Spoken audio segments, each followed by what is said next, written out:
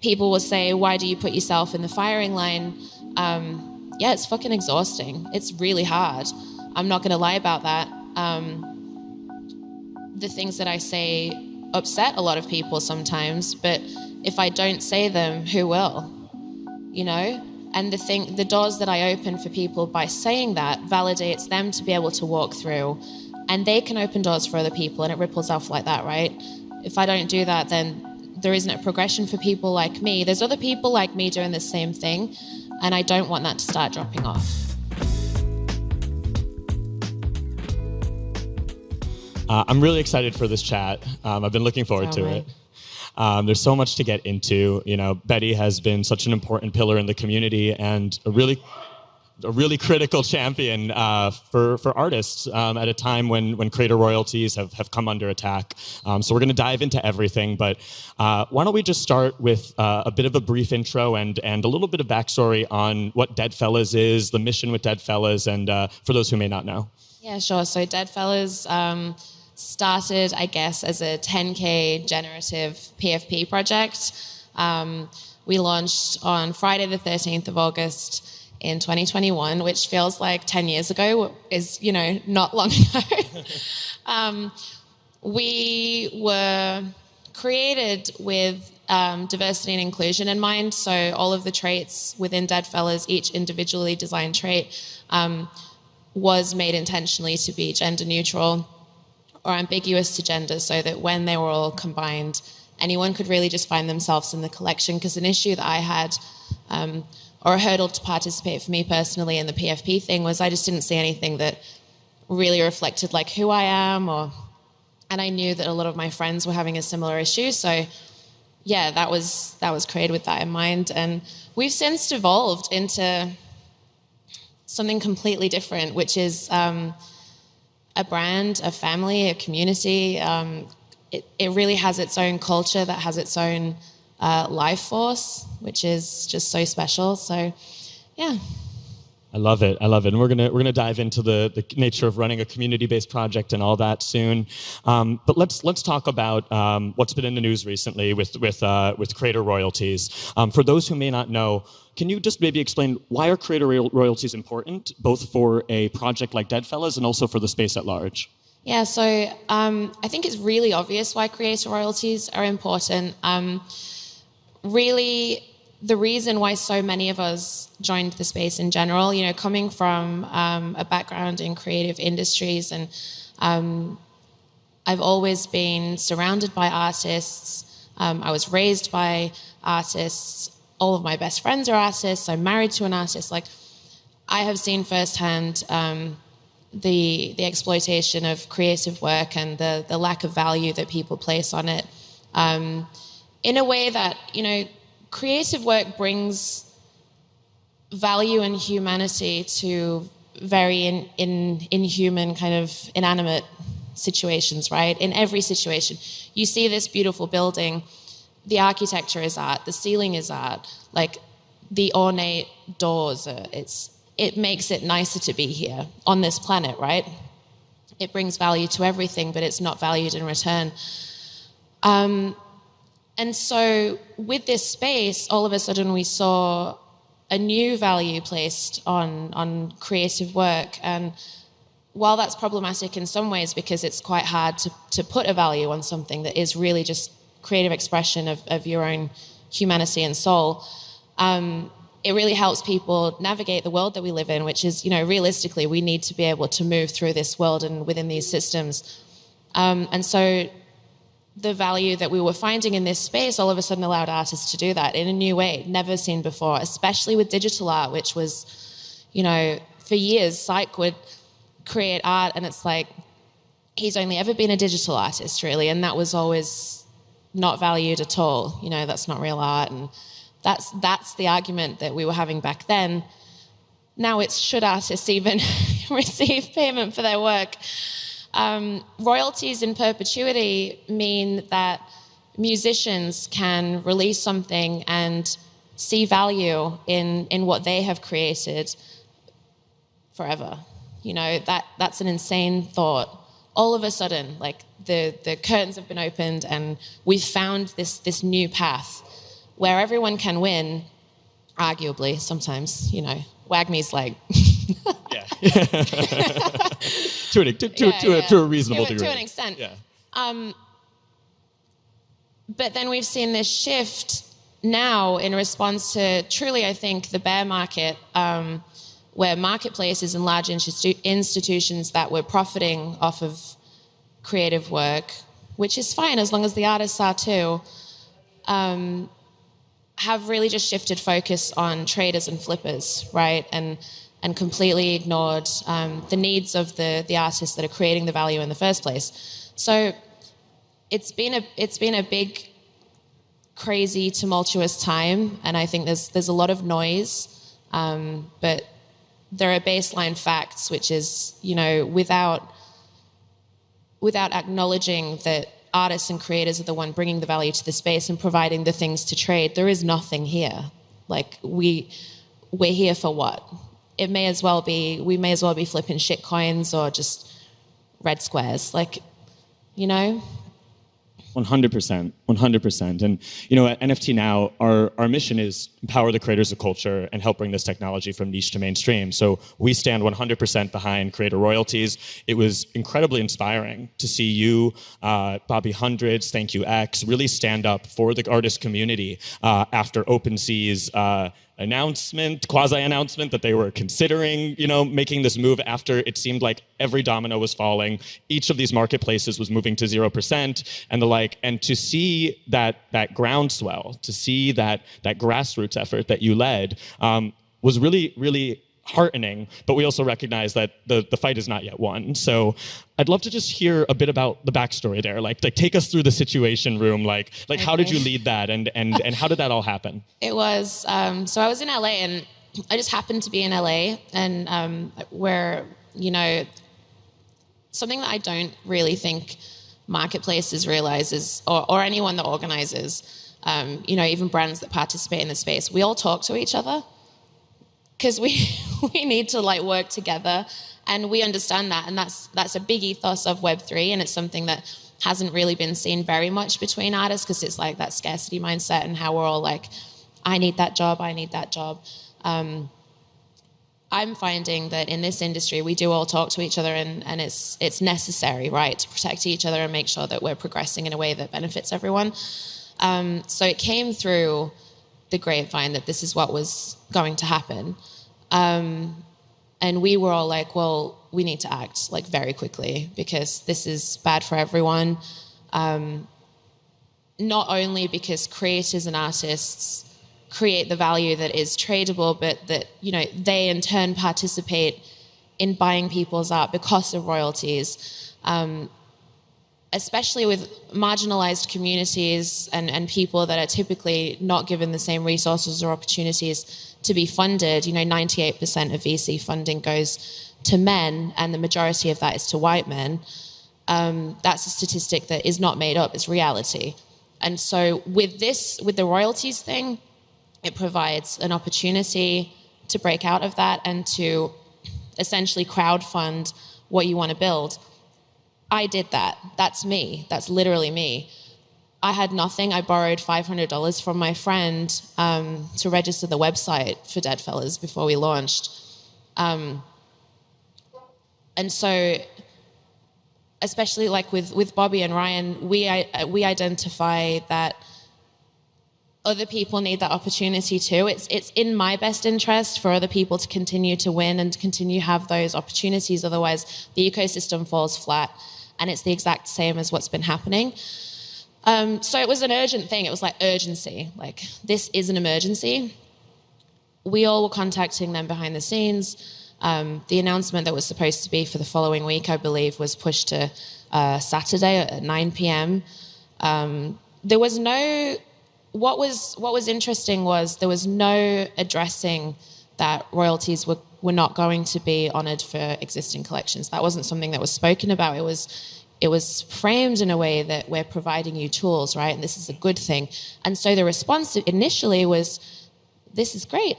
We've got these tools, and whether you agree that the tools are a benefit or not, that's debatable.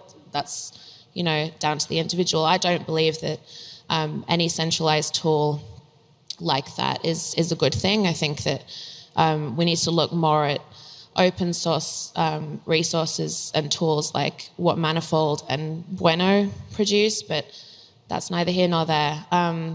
It wasn't addressed, the royalties thing. And so when we started shining light on like, no guys, like this is what's being spoken about right now, it shifted. And people like, wait, what? Because it wasn't addressed. The communication was so unclear, but I believe, and I don't know whether this is true or not, this is entirely my opinion, but I believe that, it felt intentional, right? It felt like it was an intentional redirection, like don't look over there, look at this, like not there. And for that to happen and then to immediately be like, guys, no. We got on the phone, all of us, there was like Farouk, Richard from Manifold, thank you, ex-Bobby, Naveen from everyone was like, behind the scenes working together. We had a group chat to figure out what we were doing, and everyone kind of brought their own power to it, which was really cool because everyone has their own superpower. Mine is like connecting people, and we saw Fiwo write the letter that was like very emotional and really helped people understand the context of why people need this. We were on the phone, and it was just concerning to me because it was like the biggest marketplace in this space doesn't know the direction that they're going in, and they kept saying, we're asking for your responses and like your input and all of that. There was nothing in that communication that asked for any sort of input or solutions, and to me it was just concerning that there didn't seem to be a clear direction, and the direction that we were going in was in a direct opposition to the benefit of the creators that made that platform valuable in the first place, right? And I think that with people, this is a generalization, but I feel like, especially with creatives, there can be a level of apathy that maybe isn't intentional, but when you are apathetic, it really means that when things happen to you that impact you so much, nothing will change. And so it felt like urgent and an emergency to really get people together so that people's voices, could form this like, absolutely not, this cannot happen. And that's what happened. It was really, really heartwarming. It was encouraging. It felt like a big shift in what was going on before all of this. And it was this, for me anyway, personally, it was the first time that we had, or I had put an effort towards changing something, and it actually happened. Concerning a huge entity like that. Like, that's not typical, right? So it was really cool. They turned around and, eventually we're going to continue on creating creator royalties for existing collections. But then, now it's like there is a group of collections from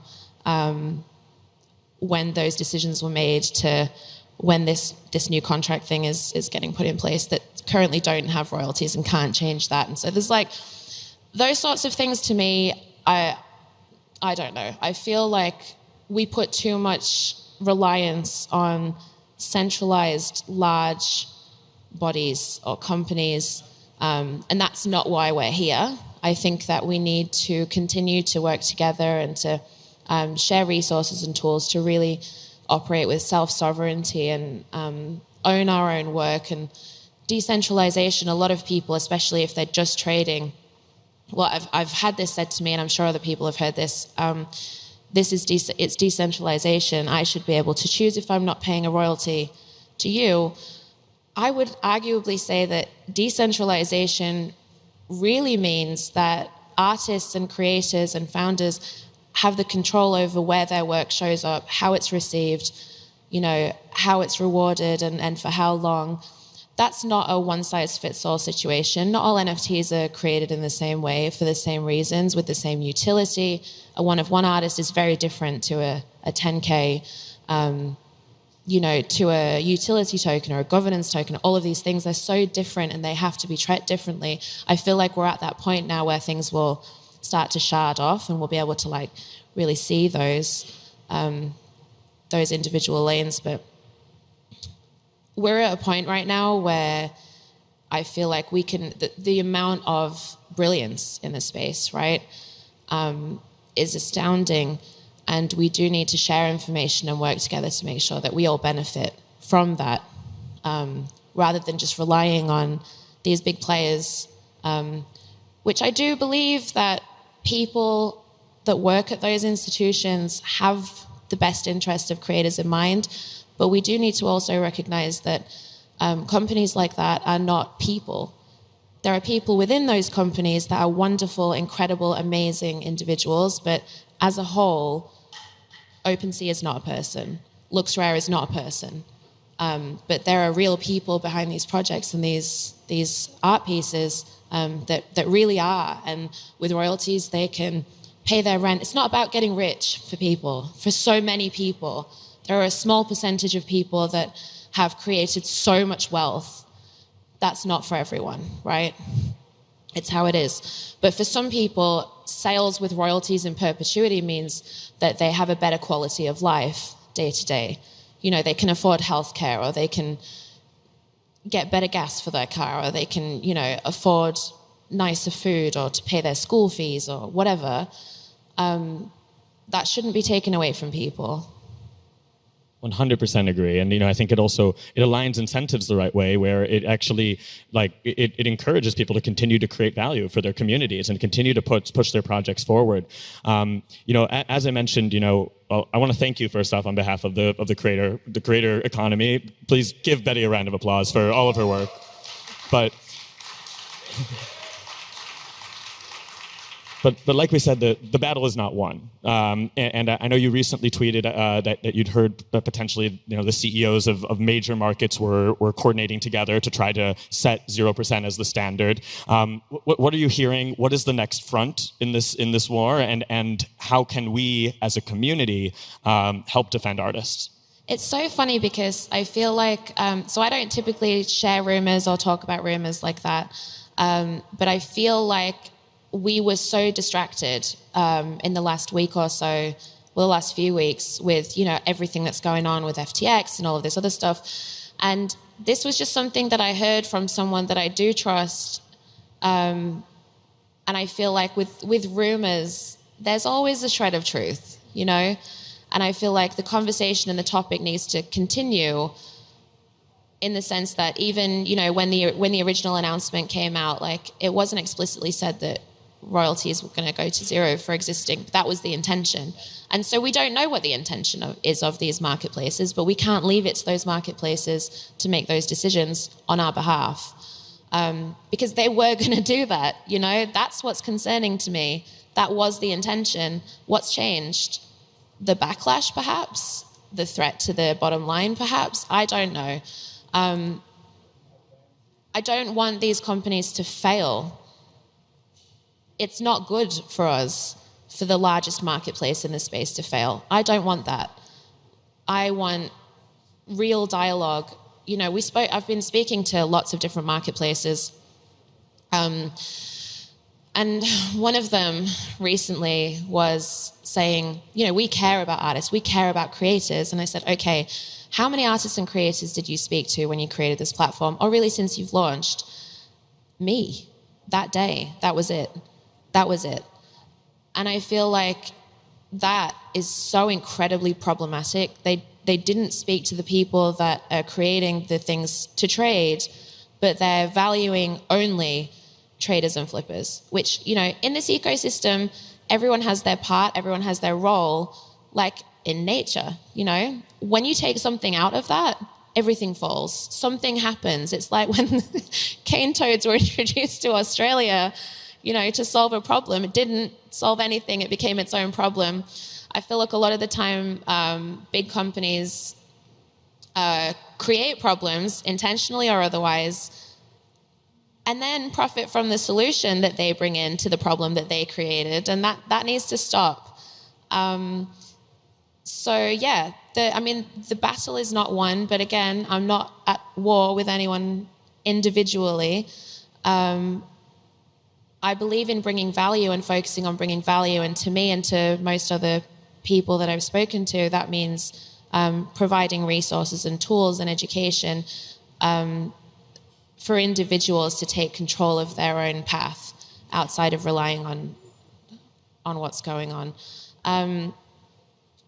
It was Richard from Manifold when we were speaking when OpenSea reversed their decision or decided to go a different way, said, we've just kicked the can down the road. And it's true.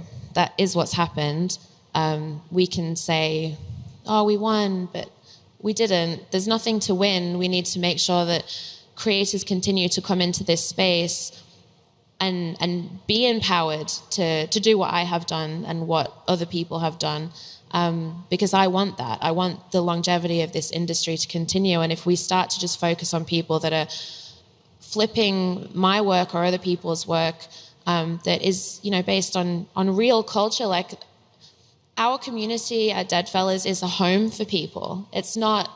There are people that flip and trade and whatever, that's fine. It plays its part, but that's not my focus. My focus is the human beings and their place in the community that we have and the things that we can create together. That's my focus. And I've gotten to this point because of royalties. And people are often, a couple of people, oh, look at Betty, she just wants to make more money, she just wants her royalties. It's not about me. I've made my royalties. Like, I've done that, and it's allowed me to build a brand so quickly that we are so legitimate that we can work with legacy brands in a way that makes sense now. That isn't typical. People don't just come out with a brand and then they can do all the things that we've done or what Doodles does or what, Artifact is doing. It's because of royalties. It's the context is understandable to Web2. Like, wow, look at what they're doing. That's valuable. Take that away. We have to rely again on institutions. It takes our power away, which disproportionately affects marginalized creators. And I'm here to protect those people and to champion those people. People will say, why do you put yourself in the firing line? Yeah, it's fucking exhausting. It's really hard. I'm not going to lie about that.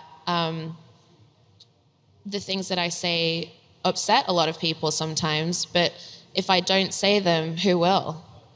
And the doors that I open for people by saying that validates them to be able to walk through, and they can open doors for other people, and it ripples off like that, right? If I don't do that, then there isn't a progression for people like me. There's other people like me doing the same thing, and I don't want that to start dropping off. No, incredible points across the board. I think you brought up something really interesting when you think about like these different subsets and different components, these different creative and consumer priorities that exist in all these categories. One reason I know that we're still early is that people tend to think about NFTs as a category rather than a medium that transcends all categories. And each of these ones have their own creative and consumer priorities at play, and it's ridiculous to expect one from the other necessarily. So, in running a community-based project like Deadfellaz, obviously I've always said like it's easy to espouse community in a bull market when things are going up, but we're going to see the real test of communities during the bear. And Deadfellaz has continued to thrive through the bear. And so I'd love to hear your perspective. What have been some of the insights and lessons learned about community building at a time when, it is easy to, hear negativity from the speculators and the number go up crowd and all that? It's been something that, so one of the devs that we used to launch was 9999, the last CryptoPunk. And what they said to me before we launched was never focus on the fluctuation of the floor price. Don't talk about it. And I wasn't anyway, but like just to hear that again told to me by someone that I respected was really great. And so I took that through everything that I do. I lead with and have always led with the belief that people just want to be heard. They want to belong to something. They want to be loved. They want to feel connected emotionally to things, right? It's the connectivity of creative work. It provides people validation for their own existence in many ways. And so to lean into that and to have that as something that you create a project around, or, art around, whatever you're creating, if you're leading with the intention of providing people that space through the lens of your own values, and because a lot of people have, recently, I'm sure you saw this as well, you're too political. You shouldn't be political. DeFi is political. Crypto is political. Everything is political. If you drink the water, if you breathe the air, if you're wearing clothes, if you are participating in a society, you're impacted by politics in some way. For me to say something that might be left-leaning or right-leaning doesn't necessarily mean that I'm affiliated with any party. I personally believe that none of it really works. But my interest is human rights and allowing people to belong to stuff. That is how we've led with Deadfellaz. If you lead with what is in your heart and what you truly believe in, other people will identify that really quickly, and they'll find a home in what you're doing, whatever you believe in. And so to start with that and to lead with that means that culture is born and it develops and it takes a life of its own. The moderators that we have with Deadfellaz are Deadfellaz. They embody what our community is, who we are, and they perpetuate it. People that have been in the community for a long time, they do the same thing. And it is a life of its own. It transcends finance and all of that stuff, because it means so much more. When finance falls away, if there is nothing left, there's no point to it, in my opinion. And you can see this at certain events that you go to, at these conferences where, you get all these people in a room, stick a DJ there. What do they have to connect to? They don't really know how to even speak to each other. But then you go to certain other events, Deadfellaz ones, and people are genuinely excited to see each other because they literally love each other. They feel like family because they are in many ways. That is what brand building that means something is. You can have both in the same space, in my opinion. And I think it's more powerful. It's a vehicle for social change of the best interest of the people in the community. It gives people a voice. It gives people a platform. A lot of the things that we do are to create space and amplification for others like us, and that will always be a focus of what we're doing. And I see that in other communities as well. True culture, when you start to prioritizing profit over people, there's an issue there, and I feel like that's what a lot of the marketplaces are doing right now, and I'm not going to allow that to happen. No, and we appreciate you for that. I know we have just a few minutes left, but one thing that I want to chat a bit about too is mental health in this space is such an important issue, and especially running a community-based project where you get all the feedback, the positivities, but also the negative sentiments, and it's hard to keep everyone happy when you have 10,000 people to please, right, and beyond, beyond actually, because you have dead friends and beyond. So, and I know also you run Deadfellaz with your husband, Freak, and that's probably amazing in many ways, but also presents its own unique challenges in terms of boundaries and the like. We were talking about how vacation just isn't a thing. So how do you stay grounded? How do you navigate that in running a project like Deadfellaz? It's really interesting. I'll say the balance word. There's no such thing as balance, in my opinion. I think it's a fool's errand, and I also think that trying to please everyone is a fool's errand. I think that as difficult, insanely difficult as it is to receive negative feedback, which happens often if I say anything that is, slightly divisive. The avalanche that comes to me is astronomical sometimes. And the things that happen behind the scenes are daily.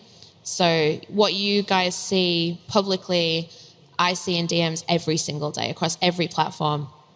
And that's really hard, but something that I challenged myself with and have to kind of come to terms with is I work in a place where the things that I have to say do challenge the status quo for the most of the people in the industry, and that means that it's going to upset people. I'm not going to make everyone happy, and as long as I continue the work that I do, that will continue. So rather than trying to stop it or avoid it, just doing it anyway regardless. That's difficult. It's hard. Working with my husband is amazing because it means that we can, share the load a lot. But we have different roles, so it's still very difficult. It's nice that he can understand and see and have the context of what's going on, so it means that I get that support, which is nice. But yeah, I do think it's actually really valuable, though, to be able to be immediately accessible and to receive feedback that's negative too. As much as sometimes I'm like, it is very valuable to have that discourse immediately with people that are not happy, because then I can identify, why aren't they happy? What have I done wrong? What can I change in the future? How have I gone about this? And so,